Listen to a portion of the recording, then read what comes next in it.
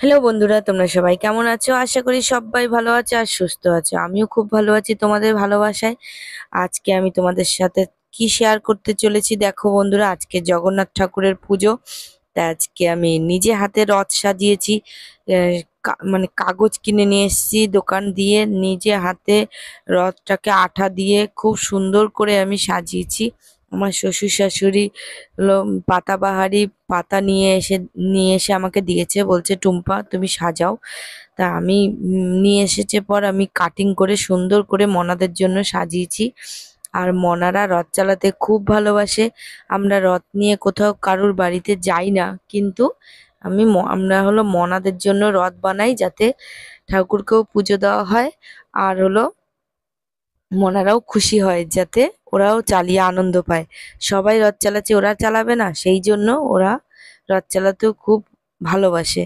সেই জন্য আমি কি করেছি, ওদের জন্য সুন্দর করে সাজিয়ে দিয়েছি ফুল টুল দিয়ে। কাগজের ফুল করেছি, সেই কাগজের ফুলগুলো হলো দিয়েছি। বেশ ভালোই লাগছিল দেখতে, খুব সুন্দর লাগছিল।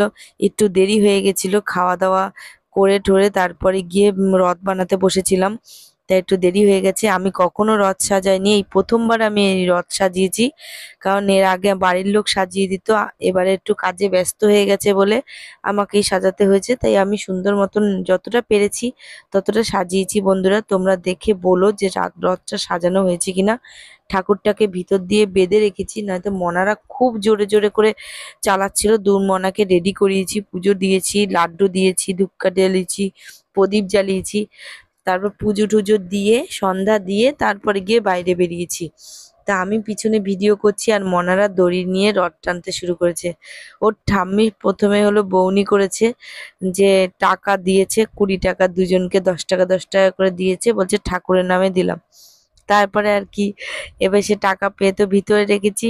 তা বলছে না ভিতরেই থাকুক। আমি বলছি না সোনা, টাকাটা নিয়ে রেখে দিই, নয়তো টাকাটা কিন্তু পড়ে যাবে, পড়ে গেলে কিন্তু ভীষণ মানে কষ্ট হবে তোমাদের। তা দেখো বন্ধুরা, জগন্নাথ ঠাকুরকে তো দেখলে আমাদের, উপরে আমি ঠাকুরের খাবারটা রেখেছি, নয়তো পড়ে যাচ্ছিল। আর দেখো বন্ধুরা, আমাদের বাড়ির পাশেই হলো একদম রাধাকৃষ্ণ মন্দির।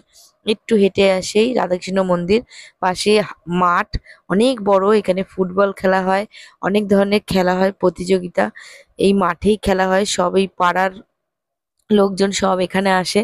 এই আমার যা হলো কাজ থেকে চলে এসেছে, তাই ওদের সাথে হাঁটা শুরু করেছে আর আমি ভিডিও করছিলাম। যাই হোক বন্ধুরা, বলো তো বন্ধুরা, কেমন লাগছে আজকের দিনে জগন্নাথকে দেখে? আমার তো ভীষণ ভালো লাগছে, কারণ আমি ছোটবেলায় এরকম রথ মথ সাজিয়ে আমরা সবাই বন্ধু বান্ধবীরা সবাই মিলে রথ সাজিয়ে যেতাম। সবার বাড়ি বাড়ি ঘুরতাম আর চাল নিতাম, ডাল নিতাম, তেল নিতাম, ওই দিয়ে খিচুড়ি বানাতাম। কত না আনন্দ হতো!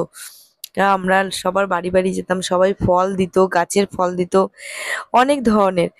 তারপরে একটা জায়গায় যেদিন উল্টো রথ, সেদিন তো একদম কি বলবো, খিচুড়ি করে সবাইকে খাওয়াতাম। পারতাম না খিচুড়ি করতে, কিন্তু মা বাবাদের দিয়ে দিতাম, বলতাম যে হলো মা একটু খিচুড়ি করে দাও। আমরা তো পারি না। মা হলো খিচুড়ি করে দিত, আর সেই খিচুড়ি আমরা সবাই মিলে খেতাম। আর পাড়ার লোক যত দেখতে আসতো সবাই, আর তাদেরকে খিচুড়ি দিতাম। আর আমরা তো অবশ্যই হলো পাঁপড় তো একদম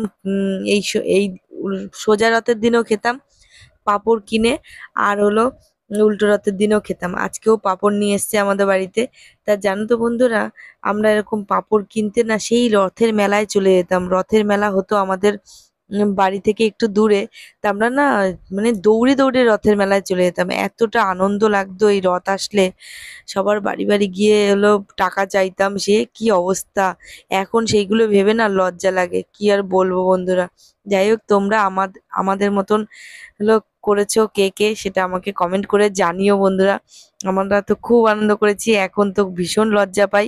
যাই হোক, ভিডিওটা ভালো লাগলে বন্ধুরা লাইক করো, শেয়ার করো আর সাবস্ক্রাইব করো। আর মনাদের পাশে থেকো, আমার পাশে থেকো।